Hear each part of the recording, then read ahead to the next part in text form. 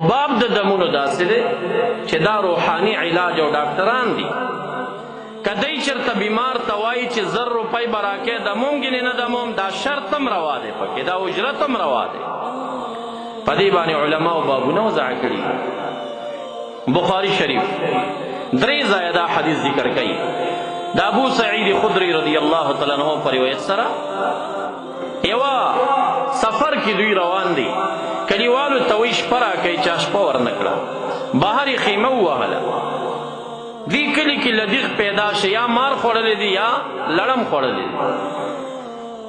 دی پسې راځي، هل فیکم راقن، دمګرې در کې شته؟ بخاری شریف کې راقی معلوم نه دی چې دې صحابو کې څوک. بیهقی شریف سنن کبرا کې تصریح کوي چې راوی د حدیث چې حکایت کوون کې ابو سعید خدری دی، هم دی پخپله ورسره تللی دی. وی یاو مونږ سره دمګرې شته دی، خو زمونږ یو شرط دی، مونږ ته به جعل مقرر کوي، تنخواه مونږ ته به سره کوئ. دوی زیات ګډان یادوي، کلیوال لږ ګډان یادوي. مباحثه سره په قلت او کثرت وشوه، فیصله وشوه په 13 ګډانو باندې. ابو سعید خدری رضی الله عنه ورته وایي دا بیمار دموم درته، دا مار چیچلی لړم چیچلی دمومه، خو شرط مې دا دی چې 13 ګډان به راکوئ راته. هغوی شرط ومانه چې دم یې که دمم سم دمونو، ځکه چې اجازه متصله د محمد مصطفی نه حاصله وه چې څنګه یې دم که.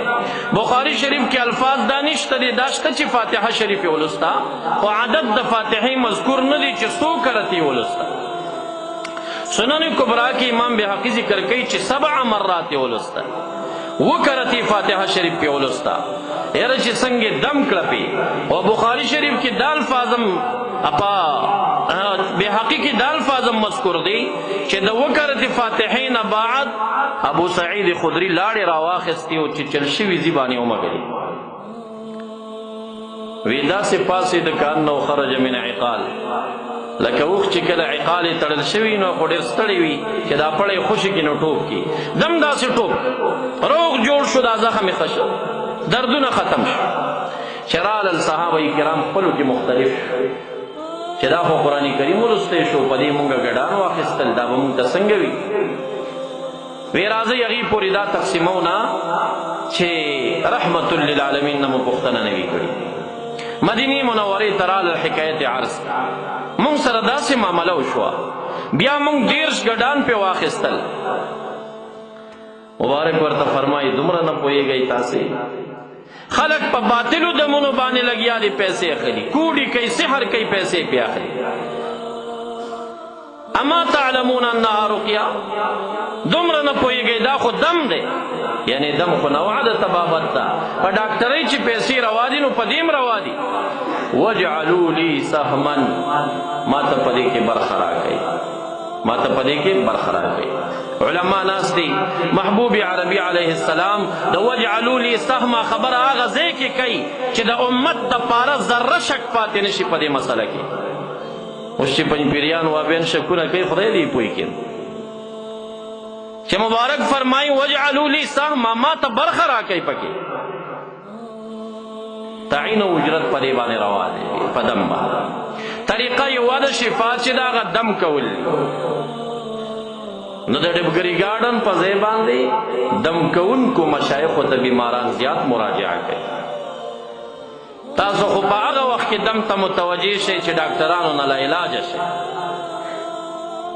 چې کله ښه اخو تخنه یې وباسئ بیا در سره د دم غم پیدا شي که نه، یعنی یو دم کوونکی به نه وي چې ورته یې بوځمه.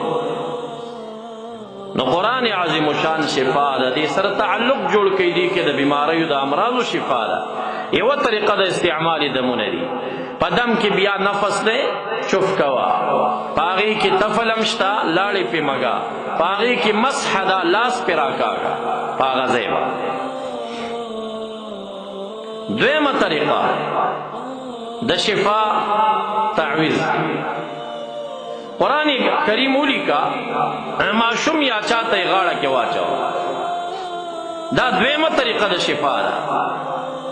دا هم د صحابو نه مروي ده.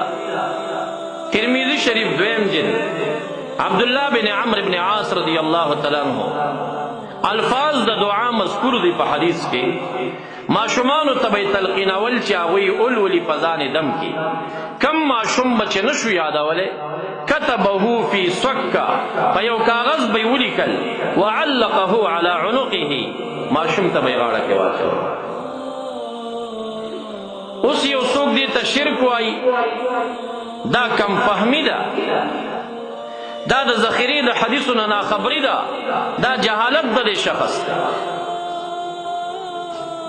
دا خو د قرآن عظیم الشان په غاړه کې اچول دي.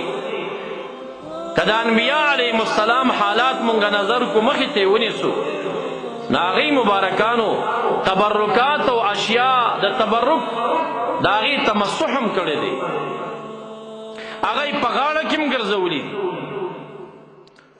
ابراهیم علیه السلام سره یو قمیص و، هغه یې اسحاق علیه السلام ته ورکړ، هغه یعقوب علیه السلام ته ورکړ. یعقوب علیه السلام هغه قمیص چې د درې انبیاء علیهم السلام د وجود سره لګېدلی وضعه فی قصبة من فضة، تفسیری مدارک حواله ده. وضعه فی قصبة من فضة، د سپینو زرو په یو تعویز کې بند، وعلقه على عنق یوسف، یعقوب علیه السلام د خپلو پلارانو دا قمیص د سپینو زرو په تعویز کې بند شوی د یوسف علیه السلام په غاړه کې واچوه. هغه قمیص چې د انبیاء علیهم السلام د وجود سره لګېدلی یو څه برکت ورته راغلی دی، هغه انبیاءو د ماشوم په غاړه کې اچولی. نو قرآن عظیم الشان چې د هغې د تبرک او هغې ته نسبت د برکت قرآن عظیم الشان وځایه په خپله کړی دی. که هغه چېرته یو کاغذ کې ولیکل شي ماشوم ته غاړه کې واچولی شي بنیت شفا، چې شفا الله تعالی ورکړي یو دی ذریعه ده، دا عین توحید، دا د انبیاء علیهم السلام مسلک دی. دا قمیص د یوسف علیه السلام په غاړه، دغه تعویز، او دا عوام دې سوچ هم وکړي چې زما د ماشوم بچي په غاړه د ګوتې د بند دومره تعویز وي، وهابي ورته شرک وایي، او د هغې زمانې څومره غټ غټ خلک او بیا دا قمیص سوچ ورته پکار دی چې داسې پسته کپړه نه ده، د هغې زمانې شډره کپړه ده. نو چې د یو نبي علیه السلام قمیص د سپینو زرو تعویز کې بندېږي نو دا به څومره تعویز. یاره زما په ګمان خو به دومره یو بکسه وه، ځکه چې د یو پیغمبر قمیص پکې ځایږي نو دا خو به چا نه پټم نه وکړ، دا د یوسف علیه السلام په غاړه کې پروت. ښه دی چې دغه وخت کې پنجپیریان او وهابیان یعنې څه سترګې به یو بل ته والی سره چې اوهو د شي غاړه کې اچولي، سوچ مو نه دی دې خبرې. دی خو وړوکي تعویز پورې خاندې مسخرې کوي، نو که دا چېرته اوس دا تعویز یې کتلی وی چې دومره شی غاړه کې اچولی. کله چې هغه د وخت بادشاه شه ورونه وپېژنده، ورونه ورته وایي چې زموږ د پلار د سترګو نظر ستا فراق کې تللی دی. قمیص یې هغه راواخېسته، مغه قمیص او ورونو ته یې ورکړه. اذهبوا بقمیصي هذا فالقوه على وجه ابي، ای زما ورونو دا زما قمیص یوسئ زما د پلار په مخې واچوئ، قمیص یوسئ په هغې واچوئ. دا ورونو یې څومره ښه عقیده د هغې دې قمیص راواخېسته رای وړه.